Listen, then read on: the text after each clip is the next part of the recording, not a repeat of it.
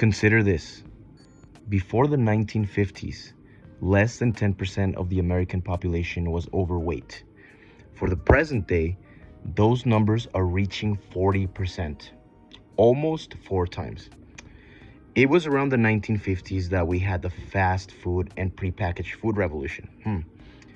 Now, we can't just point to one thing and say, this is what caused it, as we have many variables to consider for, what's happened in the last 70 years. However, do you think that it's a coincidence that when people ate home-cooked food and had less access to processed food, the rates for obesity were much lower? I don't think so. Welcome to my channel's Audiocast, where with just a few minutes of your time, I empower you to take charge of your body transformation journey through simple behavior adjustments. My name is Daniel, and I believe that successful and long-lasting body transformations don't require extreme measures. It's all about small, consistent habits that can lead to powerful results. You don't have to be a master chef, but at least know your way around your kitchen. This can be the defining line of success. When you take control, you eat less processed food. If there was ever a shortcut to weight loss, this is it. If you're inexperienced in the kitchen, you must get out of your comfort zone and practice as much as you can. Stepping out of this comfort zone is not difficult, which is what I'm gonna show you here in this video. It's said that abs are made in the kitchen, and that is no exaggeration because so is a healthy body. For this video, I would like to provide you with 10 essential but easy rules for kitchen success. These rules will help you at taste, save time, and get your results. What I would recommend that you do is that you add these rules to your fridge in a whiteboard or a sticky note so that you can memorize them. Number 1, plan your day ahead. Take 5 minutes, either the previous night or the morning of, and plan what items, foods, etc. you're gonna need for that day. If you skip this part, or if you skip this step, don't be surprised if you feel overwhelmed when preparing your food. So again, number 1 is plan your day ahead.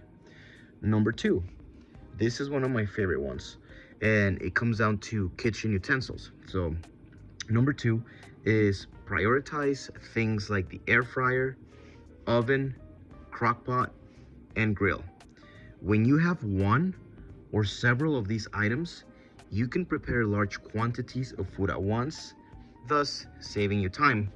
And more importantly, you are going to avoid adding unnecessary calories by the addition of things like butter, oils, or lard, or anything else that you would use to cook. So again, number 2 is prioritize the air fryer, oven, crock pot, and grill if you have any of these. Number 3, whenever you're cooking, try to use Teflon or non-stick pans. Not only will they make your life easier with cleaning too, but will also help you avoid adding unnecessary calories like cooking oils or butter. So very similar to the previous point. So again, number 3, when cooking or when buying pans, make sure that you buy Teflon or specifically non-stick pans. Number 4, keep disposable plastic plates and silverware. This is one of my favorite ones as well, because many times people, and I include myself in this, don't want to cook because it can be very consuming and kind of a pain in the ass to clean and do dishes. So if you keep disposable plates, cups, and silverware, you'll be saving yourself plenty of time. So number 5 is always use vegetables. 20 to 30% of your groceries need to be vegetables. They should be your number 1 condiment. Often people complain that it's very hard to add flavor to healthy things, and what's funny is that the answer is right in front of you with even more healthier stuff. So anytime that you're cooking anything, I mean, I guess the exception would be anything that's like breakfasty, but anytime that you're preparing lunch, dinner, you want to make sure, or your second lunch, You always want to make sure that you're incorporating at least 2 or 3 cups of vegetables within that meal. And I think the mistake that people make here is they assume that it's just bland broccoli or asparagus, where a lot of creativity comes into place where you can infuse your food with vegetables. Like if you're making, let's say, for example, meatballs, you can easily chop up a cup of onions, cup of tomatoes, bell peppers, fry them up for a little bit, add them to the raw meat, make the meatballs, and then put them in the oven or the air fryer with the vegetables in the meat. So it's just about being creative and finding ways to always add vegetables and add more of the vegetables that you like, because vegetables are, if you didn't know, they're good for you. So again, make sure that you are always cooking with vegetables and try to aim for 1 or 2 cups of vegetables per meal. Number 6, prepare double or extra food. When you cook or prepare something, ask yourself if you could double it or triple the amount that you're already cooking. Think about it. The same time that it takes you to prepare one meal, you can easily end up with 2 or 3 extra ones. These can be your backup meals, your next day leftovers, or work's lunch. This is a shortcut to meal prepping, and it's a big part of meal prepping. You don't have to have a meal prep hour per se, but whenever you're cooking dinner or breakfast, just simply ask yourself, can I cook double the amount with the same amount of time that I have? And chances are you probably can. So take advantage of this. Anytime that you find yourself cooking and you have that momentum of cooking something healthy for yourself, double or triple the amount so you can have leftovers for the next day or for your next meal. So again, number 6, prepare double or extra food. Number 7, be creative and curious.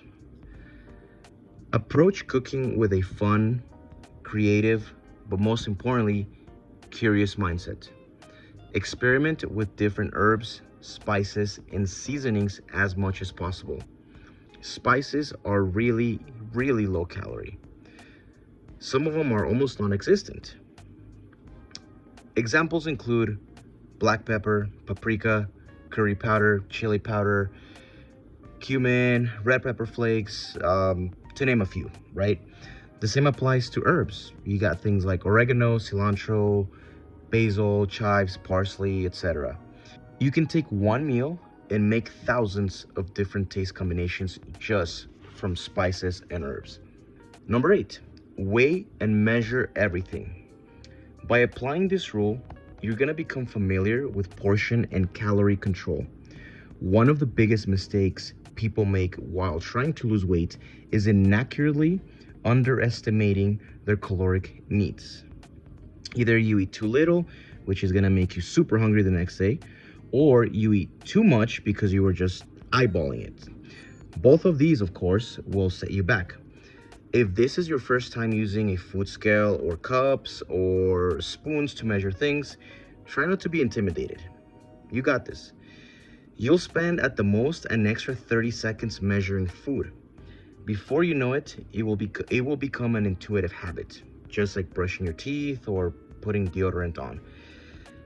The main things that you're gonna need are a small food scale, measuring spoons, and measuring cups. Number 9, have a grocery trip schedule. Pick a day out of the week or every 2 weeks for making your grocery trip. Plan for 30 to 45 minutes. This is going to give you structure and, more importantly, purpose. That's the key word, purpose. I'm sure you've heard that you shouldn't go grocery shopping on an empty stomach because you're more prone to making unhealthy choices, and this is very true. Most of the stuff that you need and that you should be getting is on the outside of the aisles. For example, vegetables, which we just covered, seafood, protein, eggs, and fruits. Another thing that you should consider is curbside pickup. If the city where you live offers this online service, use it as much as possible. When you order online and you take that preventative step, you are very, very less likely to go for those cheat foods or those foods that will sabotage you, like cookies, chips, snacks that you don't need, etc. because they're not going to be in front of you to tempt you. So again, number 9, have a grocery trip schedule, and if possible, take advantage of online curbside pickup services. Number 10, and the final tip, is keep a food and recipe journal of all your meal ideas and all the healthy things that you've cooked. Keeping a journal of your favorite meals and recipes will help you create a personalized and diverse menu over time. And that's the key part right here. Personalized and diverse menu. You're always going to have something to fall back on when you run out of ideas. I guarantee you that if you stick to this and you keep a journal in one of your kitchen cabinets, after 6 months, you're going to be thanking me, because you're going to have a lot of those, oh my God, I totally forgot about that recipe type of moments. Additionally, you should invest in a couple of healthy cookbooks. Chances are you're not going to like every single recipe, but if you buy 2 or 3 healthy cookbooks every 6 months, you're going to find 2 or 3 killer recipes that are going to be your favorite that you can add to your personalized menu. So again, create your own personalized menu over time. And one last quick tip that I like to provide you, I guess we could call this number 11, but we just add it as an extra tip, is try to coordinate your grocery trip the same day that you've had a cheat day or cheat meal.